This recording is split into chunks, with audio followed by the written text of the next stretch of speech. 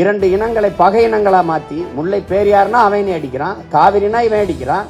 அப்ப எப்படி தேசிய இனங்களுக்குள்ள ஒற்றுமை இல்லாத எப்படி தேச ஒற்றுமை நீ நிலையேற்றுவ? எப்படி உருவாக்குவேன்? நீ எப்படி உருவாக்குவ? உன் வளம் உன் நீர்வளம் உனக்குன்னா அப்ப என் நிலவளம் எனக்குன்னு என்னன்னா நாடு எங்க ஒற்றுமையா இருக்கும்? பாரதிய ஜனதா எதிர்கட்சி என்றால் காங்கிரஸ் என்ன முடிவு எடுக்குதோ அதே முடிவோட தான் ஒத்துப்போம். ஒரு சொட்டு தண்ணீர் தமிழர்களுக்கு கொடுக்க முடியாது தமிழ்நாட்டுக்கு என்றால் அதே கிருஷ்ணசாமி அது இல்ல. மண்ணின் மக்களின் உரிமைக்கு எவன் நிக்கிறானோ, உணர்வோடு நிக்கிறவன்லாம் ஒன்னா நிக்கணும். நிப்பான் தமிழன் வந்தாதான் பயப்படுவான். இப்ப இந்த தமிழர்களுக்கான உரிய நீர் உரிமை பாதுகாக்கப்படணும்னு இருக்காரு. ஆனா அங்க இருக்கிற பாரதிய ஜனதா என்ன முடிவெடுக்கும்? கர்நாடக மக்களின் நலனை தான் பேசும். அந்த மாநிலம் என்று வருகிற போது உயிரை இழக்கலாம், உரிமையை இழக்கலாமான. உயிரை இழக்கிறது சீமான் இழக்கிறது அது தனிப்பட்ட இழப்பு. உரிமை இழப்பது ஒட்டுமொத்த தேசியனத்தின் உரிமைக்கான இழப்பா ஆயிடும். நம்ம பாட்டன் கல்லணை கட்டும்போது, பெரிகாலம் கட்டும்போது அன்னைக்கு கர்நாடகா கன்னடங்கிற மொழியே கிடையாது. கொடுமை. நமக்கு இருக்கிற சிக்கல்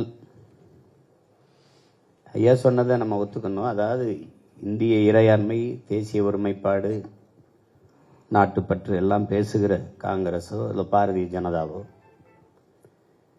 கர்நாடகா என்று வருகிற போது அந்த மாநில கட்சியாக மாறிவிடும். இது காங்கிரஸோ அல்லது கம்யூனிஸ்டோ கேரளா என்று வரும்போது அந்த மாநில கட்சியாக மாறிவிடும். இது நீண்ட காலமாக இருக்கிறது. அதுதான் அவங்க சொல்றாங்க, இந்தியா என்று ஒரு கொள்கை முடிவு, மாநிலம் என்ற போது அதுக்கு ஒரு கொள்கை முடிவை எடுத்துக்கொள்வது. இப்போ பாரதிய ஜனதா எதிர்கட்சி என்றால் காங்கிரஸ் என்ன முடிவு எடுக்குதோ அதே முடிவோட தான் ஒத்துப்போகும். ஒரு சொட்டு தண்ணீர் தமிழர்களுக்கு கொடுக்க முடியாது தமிழ்நாட்டுக்கு என்றால் அதே அவர்கள் ஆளும்போது அதான் நிலைமை. இப்ப நமக்கு என்ன பேரவலம் எதனால நிகழுது அப்படின்னா, ஒரு சொட்டு தண்ணீர் கிடையாது அப்படின்னா உன்னோட கூட்டும் இல்லை, உனக்கு சீட்டும் இல்லைன்னு சொல்ல இங்க ஒரு கட்சி இல்லை. பிரச்சனை அதுதான். அப்ப அவரோட கூட்டி அவன் தண்ணி தரலையோ, உரிமையை மறுக்கிறானோ, உரிமையை பறிக்கிறானோ, அவனோட கூட்டு வச்சு அவனுக்கு ஓட்ட போட்டு அவனுக்கு பதவியை கொடுத்தா அப்ப எப்படி இந்த மண்ணின் மக்களின் உரிமை பாதுகாக்கப்படுங்கிற கேள்வி நமக்கு எழணும். இது நீண்ட காலமா நடக்குது, இன்னைக்கு நேரத்தில் இல்லை. உங்களுக்கு தெரியும், மேயர் ஜெயலலிதா அவர்கள் இருக்கும்போது ஜெகதீஷ் சட்டர் பிரைம் மினிஸ்டர் ஆஃப் இந்தியா ஐயா மன்மோகன் சிங் அவர்கள் பிரதமராக இருக்கும்போது அவருக்கு முன்னாடி உட்கார்ந்து பேசிட்டு இருக்கும்போது ஒரு மாநில முதலமைச்சரே நாட்டின் பிரதம அமைச்சரை அவமதிச்சுட்டு எந்திரிச்சு போயிட்டாப்ல ஜெகதீஷ் சட்டர். ஒரு சொட்டு தண்ணி தர முடியாது. அப்ப என்ன பேச்சுவார்த்தை மூலம் என்ன தீர்வு காண்றதுக்கு இருக்குது? அவர்கள் உங்களுக்கு ஒன்று சொல்றேன் பாருங்க, அணுக்கழிவை கோலார் தங்கவயல்ல தோண்டி எடுக்கப்பட்ட அந்த குழியில புதைக்கலாம், உள்ள வச்சு மூடலாம். ஒரு கருத்து, மூடலாம்னு முடிவு எடுக்கல, ஒரு கருத்தை முன்வைக்குது. அந்த கருத்துக்கு பாரதிய ஜனதா, காங்கிரஸ், மதச்சார்பற்ற ஜனதா தளம் இருக்கிற கட்சியெல்லாம் அவர்கள் கட்சி கொடியை கீழே வச்சுட்டாங்க. கர்நாடக மாநிலத்துக்கு ஒரு கொடி இருக்கு, அந்த கொடியை எடுத்துக்கிட்டு மொத்த பேரும் தெருவில் இறங்கி நிக்கிறான். அதோட அந்த கருத்தே செத்து போயிடுச்சு. தமிழர்களுக்கு தண்ணி கொடுக்க கூடாது, மேகத்தாட்டுல அணை கட்டியே தீரணுங்கிற நிலைப்பாட்டில் காங்கிரசும் ஒண்ணுதான், பாரதிய ஜனதா ஒண்ணுதான், மதச்சார்பற்ற ஜனதா தளமும் ஒண்ணுதான். எல்லாம் ஒரே நிலைப்பாட்டில் நிற்பார். இப்போதுதான் இந்த ஒரு நம்பிக்கை வருது. கூட்டியவர் யார் என்பது பிரச்சனை இல்லை, கூட்டுவதற்கான நோக்கம் என்ன என்பதுதான் முக்கியம். யாரு கிருஷ்ணசாமி யாரு கூட்டுறதுக்கு? கிருஷ்ணசாமி அது இல்ல. மண்ணின் மக்களின் உரிமைக்கு எவன் நிக்கிறானோ, உணர்வோடு நிக்கிறவன்லாம் ஒன்னா நிக்கணும். நிப்பான் தமிழன் வந்தாதான் பயப்படுவான். அவன் நமக்கு கொடுக்க கூடாது நிக்கும் போது நீ கொடுத்தே திரும்ப, நீ கட்டவே கூடாதுன்னு நம்ம நிக்க முடியாது. உரைய வைக்கலன்னா அது கஷ்டம். அதிகாரத்தில் இருக்கிறவங்களுக்கு அக்கறை இருக்கு, இல்ல அது இல்ல, நமக்கு இருக்கு.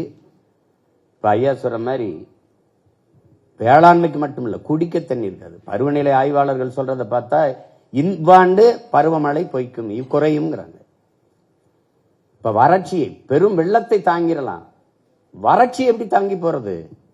குடிக்க தண்ணி இல்லாம எப்படி போறது? இப்ப குறுவை சாகுபடி முடிஞ்சிருச்சு, இன்னி தண்ணி இல்ல, அதை மறந்துட வேண்டியதுதான். எல்லாத்தையும் ஆய்வு செய்யறவர் அதை போய் ஆய்வு செய்யல. இப்ப பிரச்சனை இங்கே. அப்ப நம்ம ஒன்றிணைந்த வலிமையான போராட்டங்களின் வாயிலாக தான் நமது உரிமையை நம்ம பாதுகாக்க முடியும். நமக்கு இருக்கிற சிக்கல் ஒரே ரேஷன் கார்டு, ஒரே கல்விக் கொள்கை, ஒரே தேர்தல் வருது, ஒரே வரி, எல்லாம் இருக்கு. ஆனா தண்ணி மட்டும் அந்தந்த மாநிலத்துக்கு. நம்முடைய வளங்களை எடுத்துக்கங்க, நெய்வேலி பழுப்பு நிலக்கரி எல்லாருக்கும், நரிமணம் பெட்ரோல் எல்லாருக்கும், மீத்தேன் ஈத்தேன் எல்லாருக்கும், அணு உலை மின்சாரம் எல்லாருக்கும், அடல் புனல் மின்சாரம் எல்லாருக்கும். ஆனால் அவர்களுடைய நீர்வளம் அவர்களுக்கே. இது எத்தனை காலத்துக்கு சகிக்கிறதுன்னு பாருங்க. இப்ப அதுல இப்ப எங்க அண்ணன், நம்ம கூட மதிப்பிற்குரிய நம்முடைய அண்ணன் ராதாகிருஷ்ணன் நம்மோட இருக்காங்க பாரதிய ஜனதால. இப்ப இந்த தமிழர்களுக்கான உரிய நீர் உரிமை பாதுகாக்கப்படணும்னு இருக்காங்க. ஆனா அங்க இருக்கிற பாரதிய ஜனதா என்ன முடிவெடுக்கும்? கர்நாடக மக்களின் நலனை தான் பேசும். அந்த மாநிலம் என்று வருகிற போது இந்திய இறையாண்மை ஒருமைப்பாடு பேசுகிற நாட்டு கட்சிகள் கர்நாடக மக்களின் நலனையே பேசும். அப்போ அருகில் இருக்கிற ஒரு தேசிய மக்களின் உரிமையை அற்ப தேர்தல் வெற்றிக்காக, லாபத்திற்காக பறிகொடுக்க அவர்கள் தயாராக இருக்கிறார்கள். இப்ப காங்கிரஸ் தண்ணி கொடுக்கணும்னா அடுத்த தேர்தலில் தோக்கும். பாரதிய ஜனதா கொடுக்கணும்னு பேசினா தோக்கும். அதனால அவன் அந்த தேர்தல் தோல்விக்காக பயந்துகிட்டு அந்த மண்ணின் மக்களின் உரிமைக்கு தான் நிற்பான். மற்றவர்களை பற்றி நம்ம கவலைப்படாது. நமக்கு இந்த மண்ணும் மக்களும் மக்களின் நலனும் உரிமையும் தான் முக்கியங்கிற போது நம்ம எல்லாம் ஒன்றிணைந்து நிற்க வேண்டியது இருக்கு. அப்போ ஒற்றை குரலாக எமது உரிமை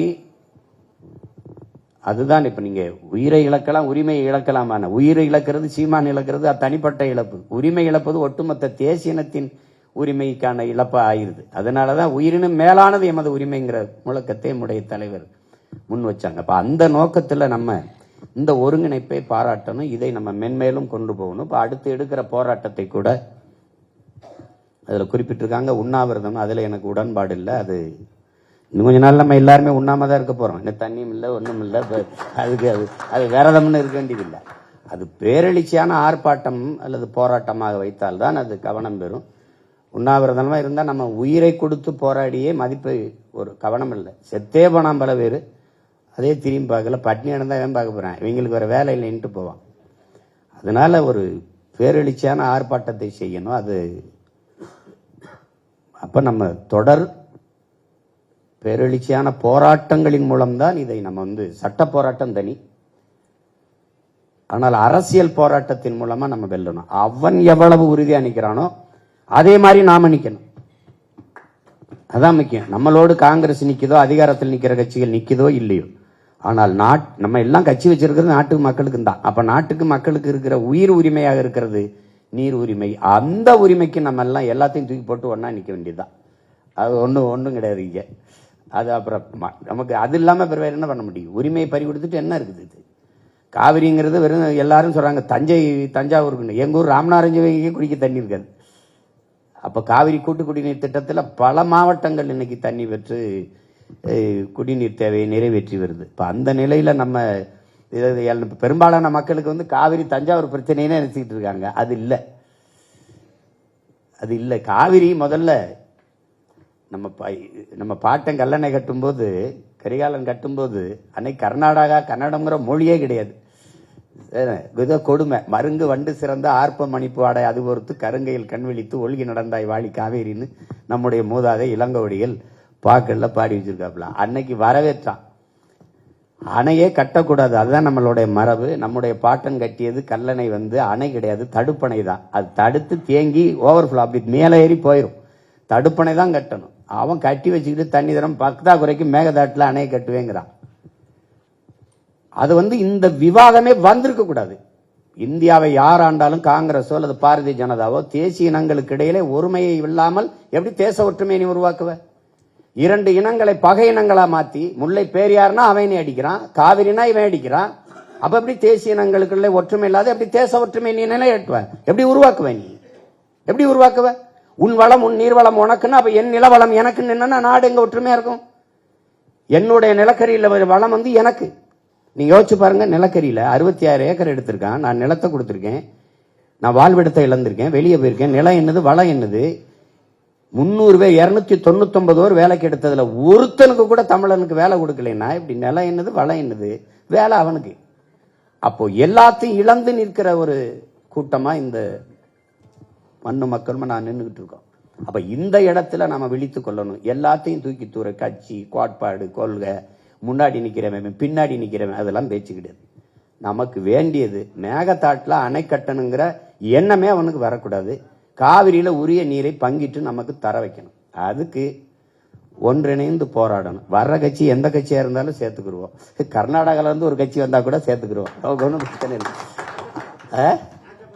ராஜபாபு யார வேணாலும் நம்ம கூப்பிடுவோம்.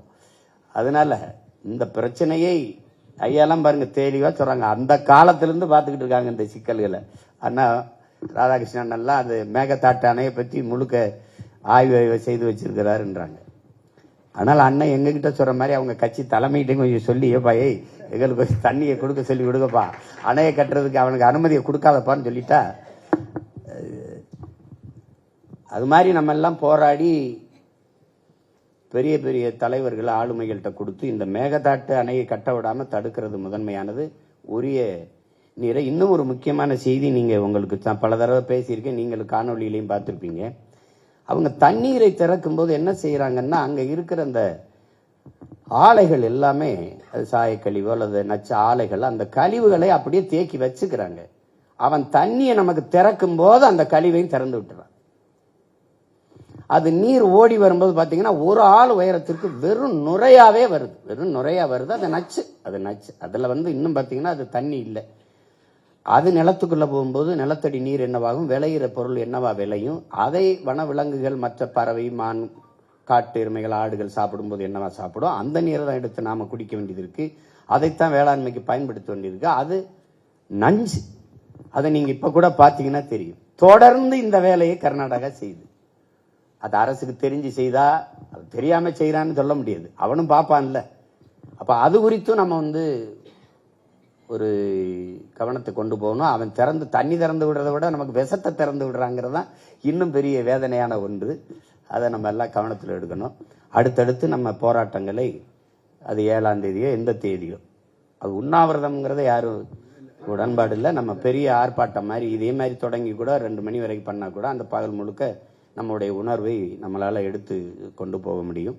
மற்றபடி நிறைய பேர் இந்த உணர்வோடு நீங்க இந்த இடத்துல ஒரு குறுகிய, எனக்கு காலையில கூப்பிடுறாங்க, அப்புறம் என் ரத்தம் இரவு அழைச்சாங்க.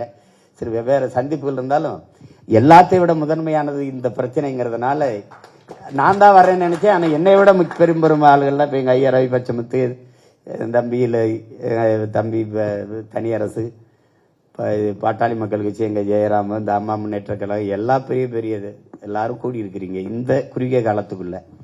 இது இருந்தாலே இந்த ஒன்று கூடல்ல தான் பயப்படுவான். மத்திய ஆண்டு கொண்டு இருக்கிற, இந்தியாவை ஆண்டு கொண்டு இருக்கிற கட்சிகளும் இந்த சிக்கலை தலையிட்டு ஒரு முடிவுக்கு கொண்டு வரணும்னு நினைக்கும். ஏன்னா சட்ட போராட்டம் நமக்கு பயன் தரல. உச்ச நீதிமன்றம் சொல்றத கர்நாடக அரசு ஏற்கல. அதை நீங்க பல தடவை பார்த்திருப்பீங்க. அவன் அந்த நீதிமன்ற தீர்ப்பை ஏற்கல. பல தடவை நடந்திருக்கு. அவன் மதிக்க மாட்டான். அதனால வலுவான அரசியல், மக்கள் எழுச்சி, அரசியல் போராட்டங்களின் மூலமாக தான் இதை தகர்க்க முடியும், தடுக்க முடியும் என்பதை புரிந்து கொண்டு நீங்கள் எல்லாம் ஒன்று கூடியிருப்பது நம்பிக்கையும் மகிழ்ச்சியும் தருகிறது. தொடர்ந்து நமது மண்ணின் மக்களின் உரிமைக்காக நாம் போராடி வெல்லுவோம். பங்கேற்ற உங்கள் அனைவருக்கும் என்னுடைய பேரன்பும் நன்றியும். வணக்கம்.